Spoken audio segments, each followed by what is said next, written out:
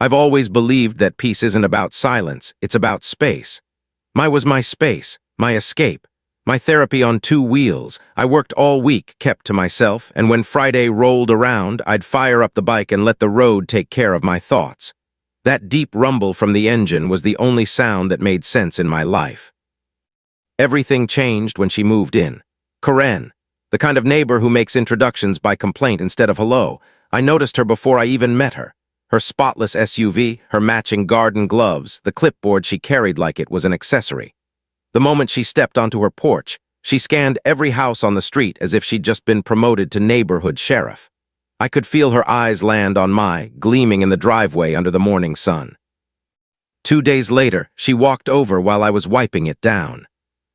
"Nice bike," she said, but the compliment sounded like a warning. "It must be loud." I smiled, trying to keep things civil. "Only when it's running." Her lips tightened. "You should think about keeping it in your garage. It ruins the view from my kitchen window." I stopped wiping. There it was, the first spark. "It's a motorcycle, not a billboard," I said calmly. Her eyes darted toward the chrome again. "I'm just saying, some people prefer a quieter environment." I wanted to laugh, but instead I just nodded. "Noted," I said, even though I didn't mean it. She turned around, muttering something about some people having no respect, and disappeared into her house. That was our introduction. Over the next week, I caught her peeking through her blinds whenever I started the... Once, I saw her recording something on her phone. I waved. She pretended not to see me. I told myself it didn't matter. People like that always needed something to be upset about. Then came Tyler, her teenage son. The first time I met him, he was standing next to the bike when I came home from work. He was maybe 17, wearing a backwards cap and a fake leather jacket. He ran his hand across the seat like it belonged to him. "Cool," he said. "My mom says it's too loud, but I think it's sick." I shrugged. "She's not a fan of noise." He grinned. "She's not a fan of anything." I laughed. The kid seemed harmless, maybe a little restless. He started asking questions, how fast it could go, how much it cost, how the key fob worked. I gave short answers. Something about his tone felt off, like curiosity mixed with planning. When I caught him leaning too close, I said, "Look, it's not a toy. You can admire it, but don't touch it, all right?" He raised both hands. "Chill, man, I was just looking." That night when I looked out the window, I thought I saw movement near the driveway, someone ducking behind the trash bins. I turned on the porch light, and whoever it was vanished into the dark. Maybe I was being paranoid, but I double-checked the locks before bed. A few days later, I overheard Corinne in her yard talking to someone on the phone. Her voice carried like a trumpet. "He thinks he owns the whole street," she said. "It's ridiculous, that thing he parks out there. My son can't even sleep with all that racket." I could have stepped outside. I could have said something, but I didn't. I just stood by the window, watching her gesture wildly with her free hand. She looked like someone used to winning arguments before they even started. That weekend, I fired up the just after sunrise. I didn't do it to annoy her. I just wanted a clear head and an empty road. But the moment I turned the key, I saw her blinds snap open. Her face appeared for a second, tight and disapproving. I pulled on my helmet, revved once and rode off. The wind cooled my frustration, but the feeling in my chest wouldn't fade. That uneasy sense that something was brewing. I'd dealt with difficult people before, but this felt different. When I came back later that day, there was a note taped to my front door. It wasn't signed, but I didn't need a signature to know who it was from. It read, "Please be more considerate of others on this street. Some of us have better things to do than listen to your motorcycle all day." I smiled, folded the note, and tossed it in the trash.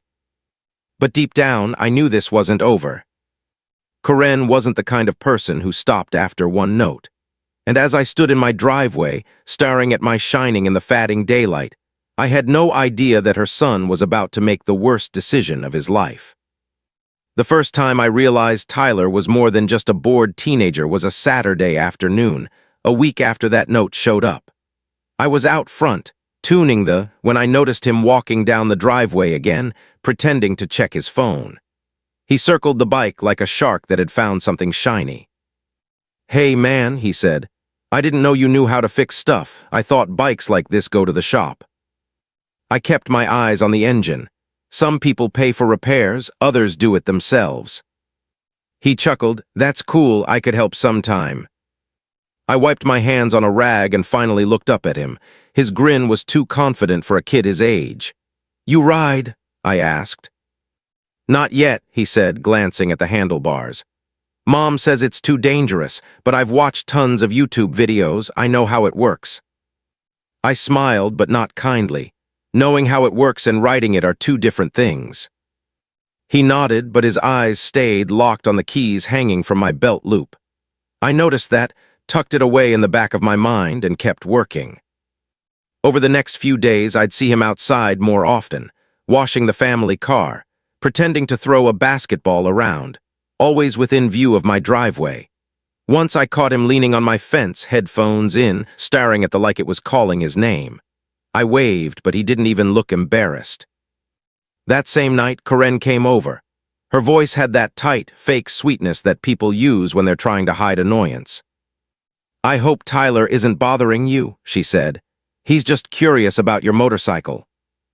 "He's fine," I said, "but maybe remind him not to touch it." Her smile froze. "Oh, he wouldn't touch it, he's respectful." I raised an eyebrow. "Good, let's keep it that way." Her eyes hardened for a moment before she turned and walked back across the yard. I could feel the chill even after she was gone.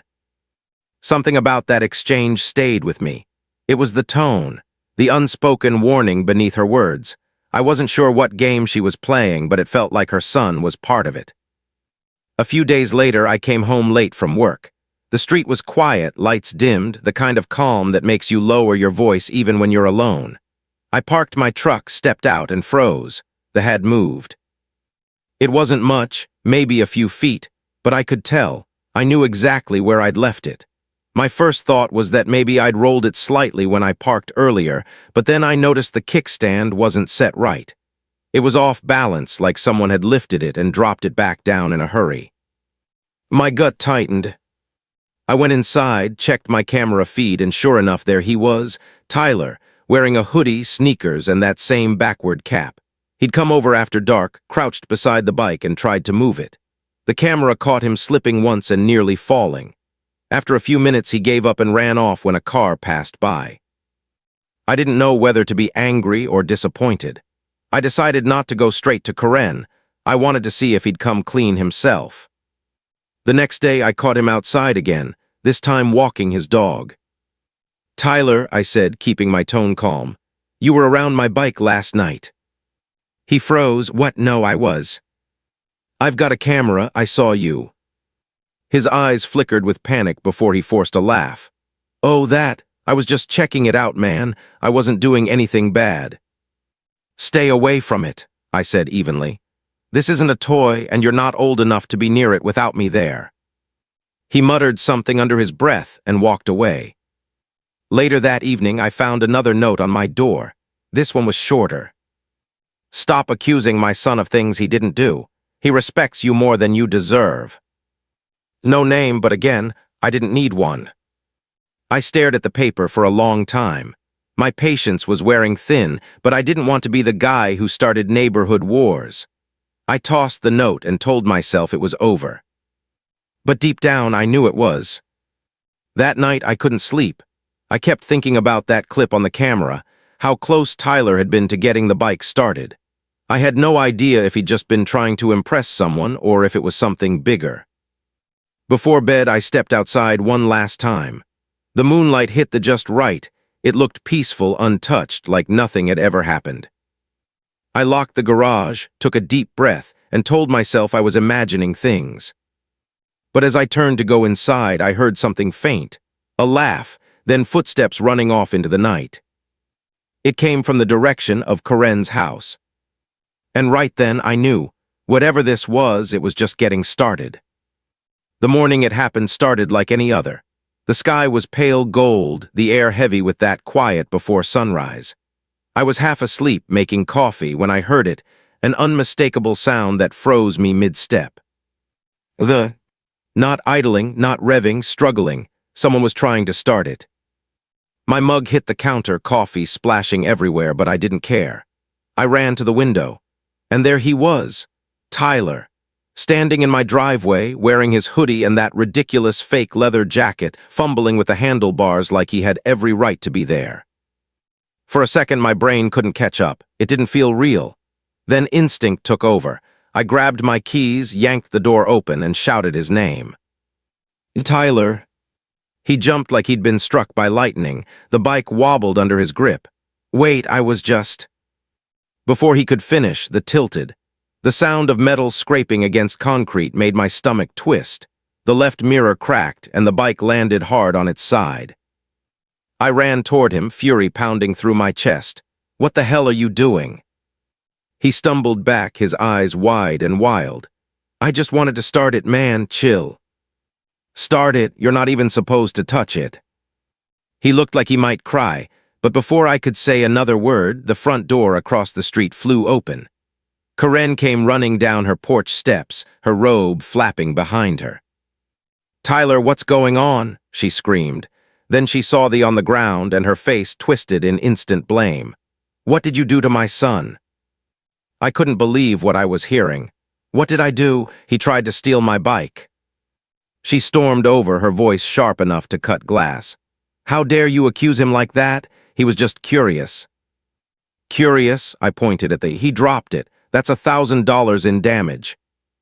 Tyler stood frozen between us, muttering, I didn't mean to, but Karen cut him off. Don't say another word, sweetheart, she snapped, glaring at me. You're an adult man screaming at a teenager. You think that's okay? I took a breath, trying to stay calm. My hands were shaking. I'm not screaming. I'm standing in my own driveway next to my wrecked bike because your son decided to play mechanic. Her expression hardened. You're not going to intimidate us. Karen, I said slowly, I have security cameras. They've been recording since last week. I have him on tape multiple times. For a split second, her eyes flickered, like she knew she'd lost control of the story. But instead of backing off, she doubled down. I'm calling the police, she said. You can explain to them why you were threatening my child. She turned and stormed off before I could answer. Tyler followed, silent and pale. I stared at my lying on its side. A few scratches, a bent mirror, nothing I couldn't fix, but that wasn't the point. The damage wasn't just to the bike. It was to trust, to peace, to the fragile balance I'd tried to keep since she'd moved in. I lifted the bike upright, checking for leaks. The engine seemed okay. My reflection in the chrome looked like a stranger, someone tired, angry, and done pretending this was just a misunderstanding. By the time I went inside, the adrenaline had worn off, replaced by an uneasy calm. I checked my cameras again, made sure the footage was backed up, then sat down to finish my coffee. 40 minutes later, the sound of car tires crunching on the pavement pulled me back outside. 2 police officers were standing by Karen's driveway. She was talking fast, her hands waving like she was conducting an orchestra of lies. When one of the officers saw me, he waved. Sir, can we talk to you for a minute? Karen folded her arms and smirked. Tyler hid behind her, still avoiding eye contact. I walked over, keeping my voice steady. Sure, officers, what's the problem? The taller one spoke first. Ma'am here says there was an altercation. She claims you yelled at her son and damaged your own motorcycle to blame him.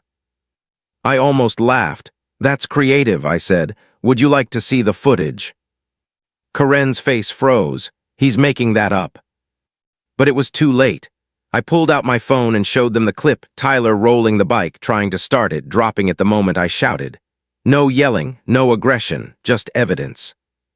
The officers exchanged a look. One of them sighed. All right, looks like we've got a misunderstanding here. Karen's voice cracked. You can't just take his side. One officer raised a hand. Ma'am, nobody's taking sides, but it's clear your son was in the wrong. I suggest you both calm down and move on. They left a few minutes later, leaving behind silence and humiliation. Karen wouldn't even look at me. Tyler mumbled something I couldn't catch before she dragged him inside. I stood in my driveway again, the sun climbing higher, the air thick and heavy. It should have been over right then. I had the proof, the truth, and a reason to let it go. But people like Karen don't move on. They regroup, they plot. And as I watched her blinds snap shut, I knew she wasn't done with me yet. For a couple of days after the morning chaos, things went quiet. Too quiet. I polished the scratches out as best I could and tried to convince myself it was over. I even saw Tyler once riding his skateboard down the street, eyes glued to the ground. He didn't wave. I didn't either. It felt like a silent truce, one I knew wouldn't last. Karen, on the other hand, had gone invisible. No morning waves from her porch. No loud phone calls in the yard. The blinds stayed shut, the driveway empty. I should have been relieved, but it felt wrong, like the calm before another storm. That storm showed up the following Friday evening, wrapped in flashing red and blue lights. I was in the garage, tightening a loose bolt, when I heard the sound of tires on gravel. I looked up to see two police cruisers pulling into the street again. My stomach dropped. For a moment, I thought maybe it was coincidence. Maybe someone else had called them. But when I stepped out and saw Karen standing beside her mailbox, arms crossed and chin lifted like a victorious lawyer, I knew this was about me. One of the officers from before recognized me immediately. His expression was polite but tired, the kind of look people wear when they know they've walked into a rerun.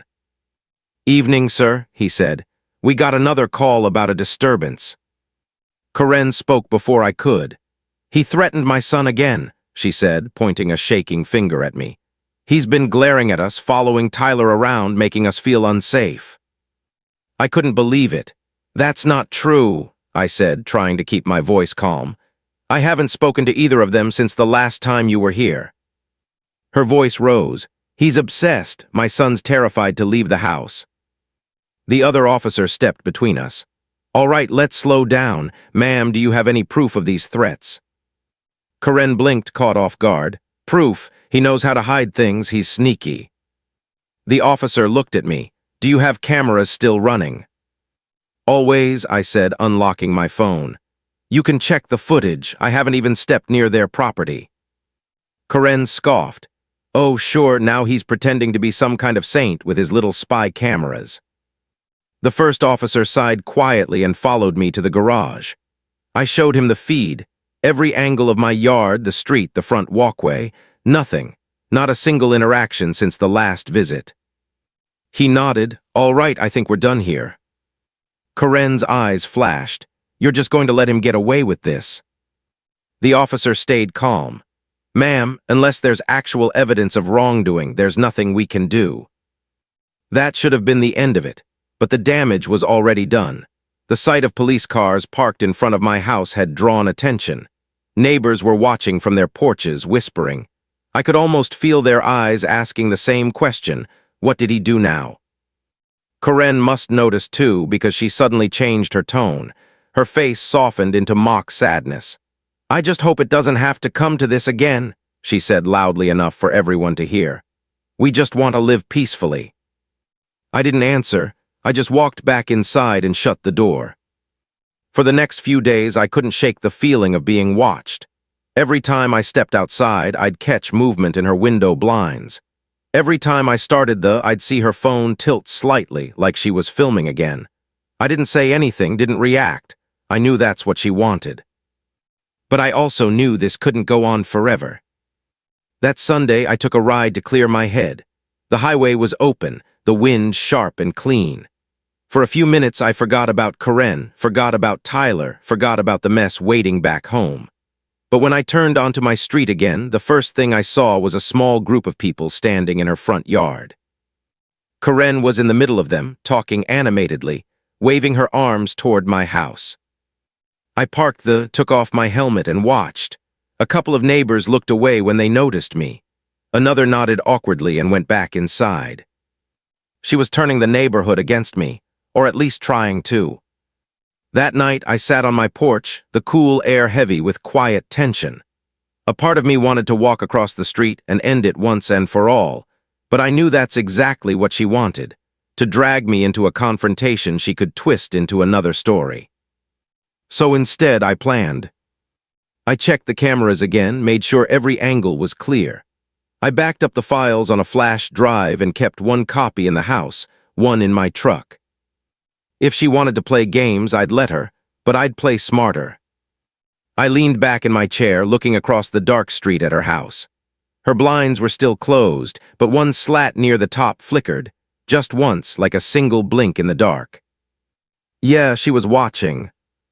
I whispered to myself, "Keep watching, Karen. You're about to see how it feels when the story flips." And with that, I turned off the porch light, the gleaming faintly beside me like a silent witness, waiting for whatever came next. By Monday morning, I was done pretending things would fix themselves.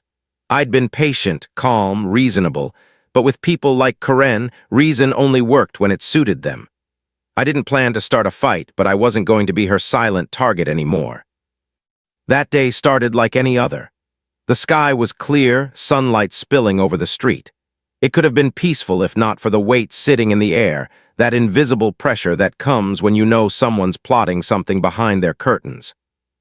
I opened the garage and started cleaning the sound of the microfiber cloth brushing against the tank always calmed me. That bike was my escape, my one piece of sanity left. Around 10, I noticed Karen outside again, watering her already perfect flowers, her eyes flicking toward me every few seconds. She didn't say a word, but she didn't have to. That glare spoke louder than anything. Then around noon, I got a letter in my mailbox. It wasn't from the city. It wasn't official, just plain white paper folded neatly. Inside was a typed note that said, "Some of us think your motorcycle is disturbing the peace. Maybe it's time you considered a quieter hobby." No name, no signature, but I didn't need one. The tone was hers, cold, self-righteous, and petty. I laughed under my breath and tucked it into my pocket. "All right," I whispered, "if that's how you want to play." I decided to turn her own game against her. Every accusation she made, every lie she told, it was time to document it all. No more ignoring, no more waiting for things to cool down. That afternoon, I installed 2 extra cameras, one facing her driveway and another angled toward the street. Not to spy, just to protect myself. The moment she realized what I was doing, I saw her storm outside. "Excuse me," she yelled from across the street. "You can't point that thing at my house." I stayed calm. "It's aimed at my property, Karen. I've got the right to protect what's mine." She crossed her arms. "This is harassment." "Recording my own yard isn't harassment," I said. "But sneaking around in the dark, accusing me of crimes, calling the cops twice, that's getting close." Her mouth fell open. "I don't sneak around." I didn't answer. I just smiled, adjusted the camera a little more, and went back inside. I could feel her glare burning a hole in my back. That evening, something strange happened. Around 9 p.m., I stepped out to take the trash to the curb and saw someone standing by my fence. A shadow, then a quick flash of movement, the sound of running feet. I checked the cameras. 3 figures, hoodies pulled up, darting across my yard. One of them kicked my trash can, another tried to spray something on the side of my truck before sprinting away. When I paused the footage and zoomed in, my stomach turned. Tyler and 2 of his friends. The next morning, I printed screenshots of the video and put them in an envelope. No note, no threats, just the pictures. I walked across the street, placed it neatly on Karen's doorstep, and walked away. 2 hours later, my phone buzzed. A text from an unknown number. "You think you're clever? Keep pushing and you'll regret it." I stared at the message, then looked back toward her house. Curtains moved slightly. She was watching. By the end of the day, that tension in the neighborhood had spread. People were whispering. A few waved at me with sympathetic smiles, others avoided eye contact. News travels fast when someone like Karen is feeding it. That night, I sat on the porch again, listening to the soft hum of crickets and distant traffic. My gleamed under the porch light, a silent symbol of everything she wanted to control but couldn't.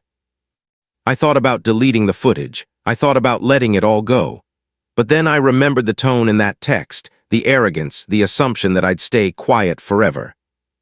So I decided to make my move.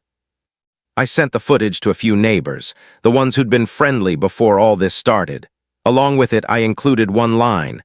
I'm tired of being blamed for things I didn't do. Here, what's really been happening. Within an hour, I got my first reply. You're not the only one. She's done stuff like this before. Then another message. She's been lying to everyone about you. Glad you spoke up. The more messages came in, the lighter I felt. For the first time in weeks, the truth wasn't trapped in my head. It was out in the open. By midnight, I saw Karen's lights flicking on and off across the street. Her phone screen glowed in her window. She must seen what I'd shared. The next morning, she didn't come outside. Tyler didn't either.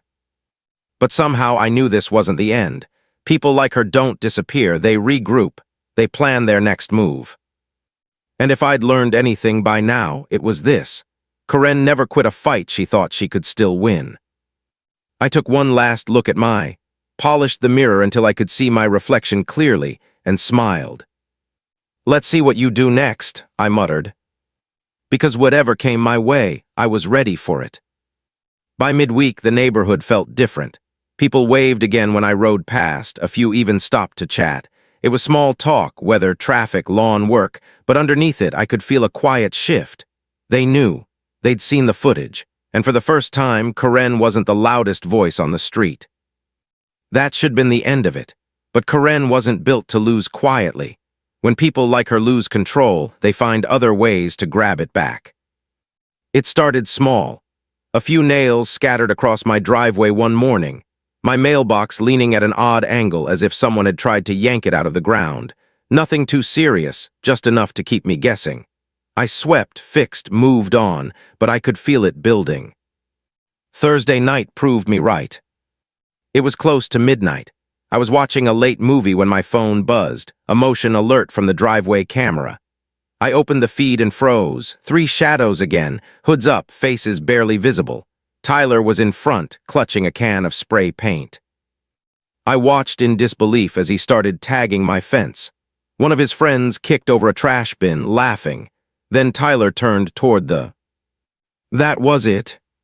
I slipped on my jacket and walked straight outside. The porch light flicked on, spilling across the yard. Hey, I shouted, you've got 5 seconds to disappear. The 2 other boys bolted instantly, but Tyler didn't. He froze like a deer in headlights, the spray can still in his hand. He tried to speak, but his voice cracked.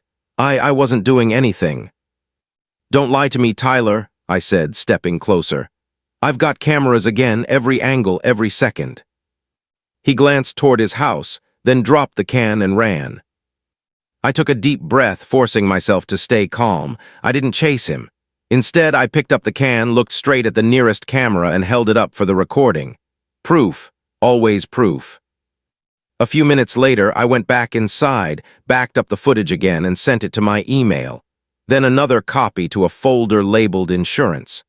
I didn't want to think what might come next, but I was ready for it. The next morning, I woke up to shouting. Karen was in my driveway. Her voice was sharp, panicked. How dare you accuse my son again? He said you were out here threatening him last night. I stepped outside, still calm. Karen, your son was vandalizing my property. I've got video. Do you want to see it? She blinked rapidly. You doctored that footage. Everyone knows you're obsessed with us. Obsessed? I almost laughed. You've called the cops twice. You've harassed me for months. You're lucky I haven't pressed charges. Her voice broke into a shriek. You're lying. You've been trying to ruin our lives since the day we moved in. I didn't respond. I just walked back inside and shut the door.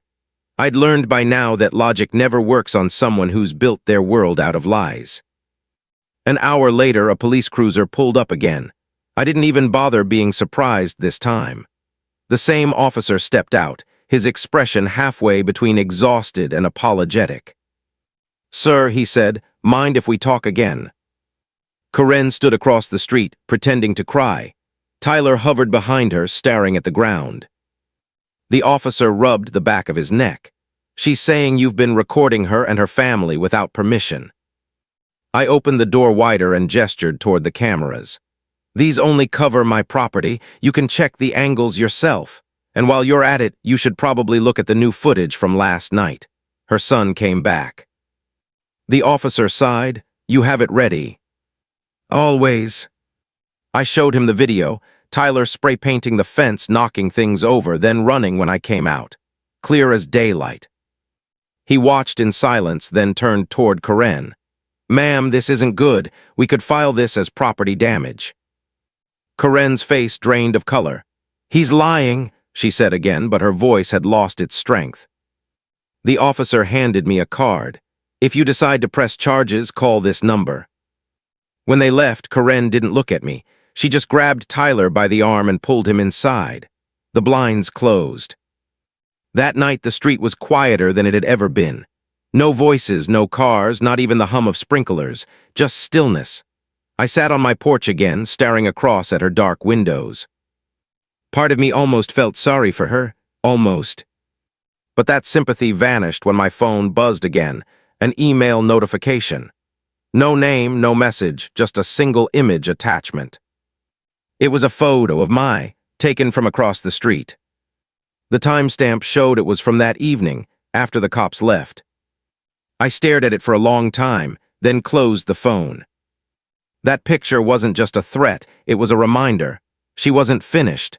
She never would be until she got the last word. I leaned back in my chair, the cool night pressing against my skin, and whispered, "You really don't learn, do you, Karen?" Because I already knew how this story would end, and this time I wasn't the one who'd get caught off guard. The next few days moved slowly, like the calm before a storm. Everyone on the street seemed to sense it. The tension, the quiet stares, the feeling that something big was about to happen. Even the morning air felt heavier. I kept my routine the same. I washed trimmed the hedges, waved to neighbors. On the outside, it looked like everything had gone back to normal.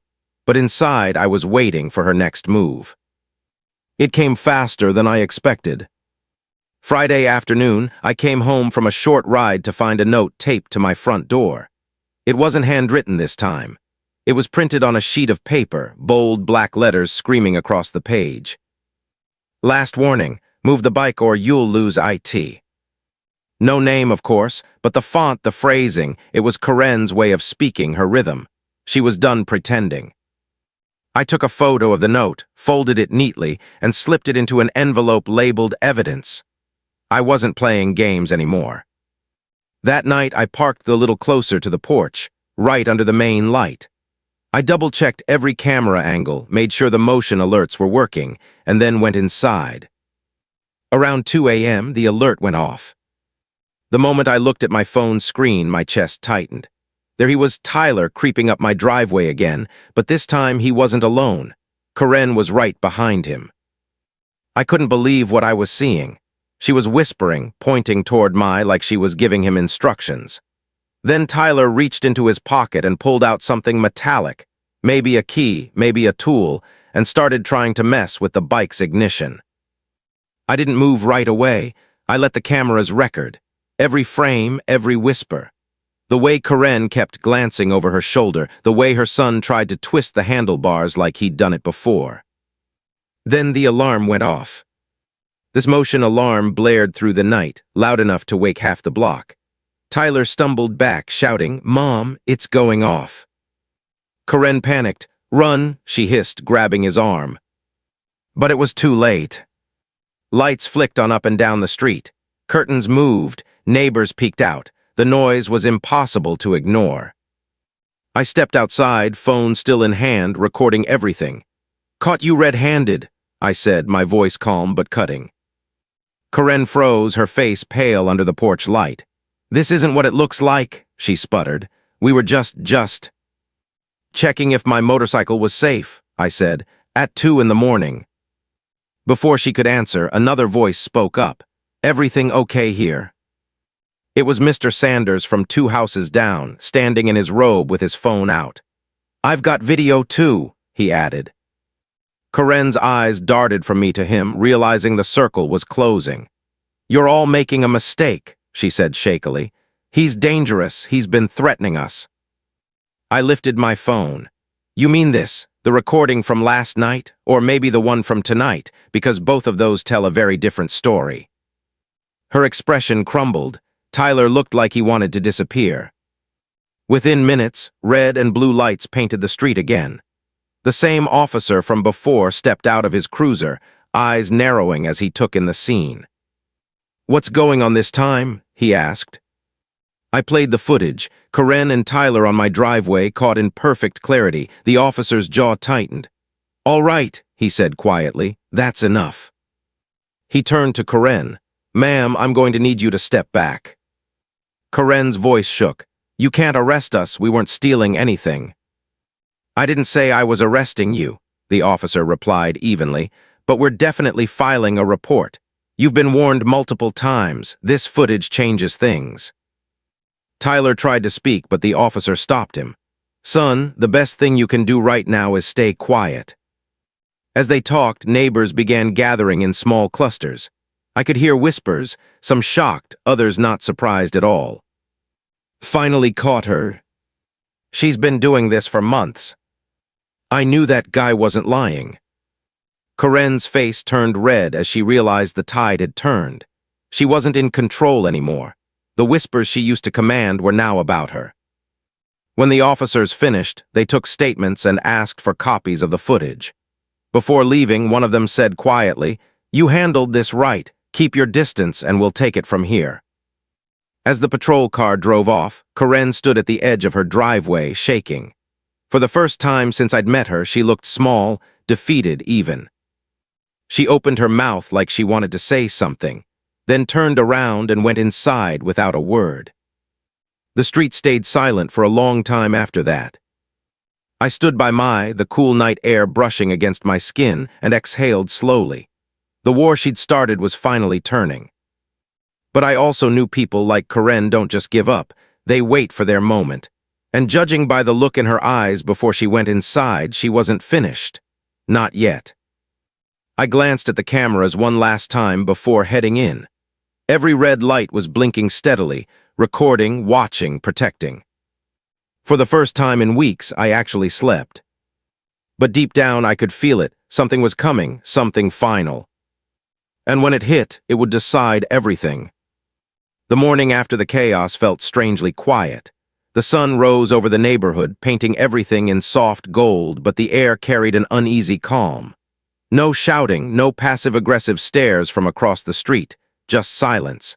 The kind of silence that usually means something about to happen. I walked out onto the porch with my coffee, half expecting Karen to burst through her door, waving her arms, ready for another round. But her blinds stayed closed. Tyler's car was gone.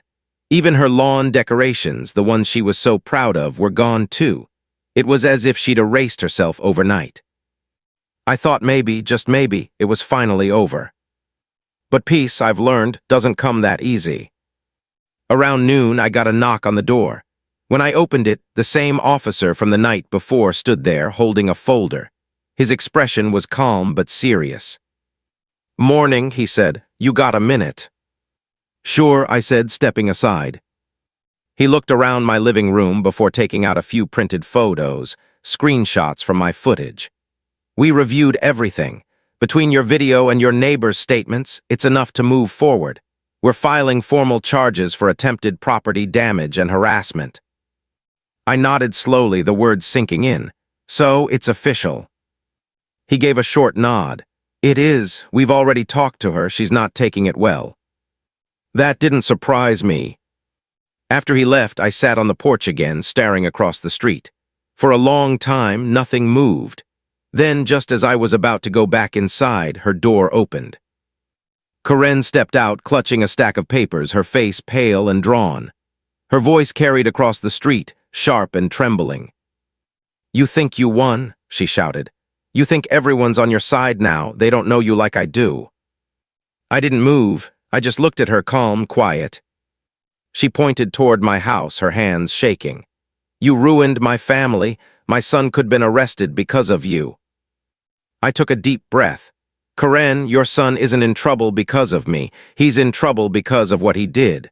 You could stop this a long time ago." Her eyes filled with tears, not the kind that ask for sympathy, but the kind that come from pride breaking apart. She dropped the papers, turned, and went back inside. The door slammed, echoing through the street. The rest of the day passed without a sound. No more police, no more drama, just an uneasy stillness.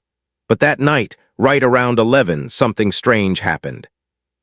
I was sitting in the living room when I heard the faint growl of an engine outside. Not loud, but familiar. I stepped to the window and froze. It was moving. For a split second, I thought I was dreaming, but no. Someone was rolling it down my driveway, trying to be quiet. I grabbed my phone and ran for the door. When I opened it, the porch light flicked on automatically. The figure froze mid-step. Karen. She looked up at me, her face pale in the light, tears streaking her cheeks. Her hands were on the handlebars, trembling. Karen, I said softly, what are you doing? Her voice broke. He's gone, she whispered. Tyler, he left, said it's my fault, said he's done with me. I took a cautious step forward. You don't have to do this. She looked at then back at me, her eyes full of something I couldn't quite name, guilt, maybe, or exhaustion. I just wanted it gone, she said. Everything would have been fine if you just left us alone. I never wanted a fight, I said quietly, but you crossed a line over and over. Her hands slipped from the handlebars. The bike stayed upright, steady, gleaming under the light. For a long moment, neither of us spoke. Then, without another word, she turned and walked away. The next morning, her house was empty. The blinds were open, the driveway clear. A for sale sign stood in the yard. Neighbors came by one, each sharing their version of what they'd heard. Some said she'd moved to stay with family. Others said Tyler had taken off to another state. No one knew for sure, and honestly, I didn't need to. What mattered was that the noise was finally gone. The peace I'd been waiting for had quietly returned. Weeks passed. The street felt alive again, kids on bikes, music drifting from open windows, people waving as I rode by. I could finally breathe without checking the cameras every 5 minutes. One evening, I sat on the porch, watching the sunset spill across the rooftops. The chrome caught the light just right, and for the first time, it wasn't a reminder of a feud, it was just a bike again. My bike. I thought about everything that had happened, the lies, the late-night shouting, the constant tension, and realized something simple. Sometimes standing up for yourself isn't about winning. It's about refusing to be pushed any further. I took a deep breath, smiled, and whispered to myself, finally. As the sun dipped below the horizon, I revved the once, just once. The sound rolled down the street, rich and strong, but no one complained. No curtains twitched. No voices rose in protest. Just silence. And in that silence, after everything, I finally felt at home again. If you enjoyed this story, don't forget to subscribe and join us for the next mystery on HOA Hunter Stories.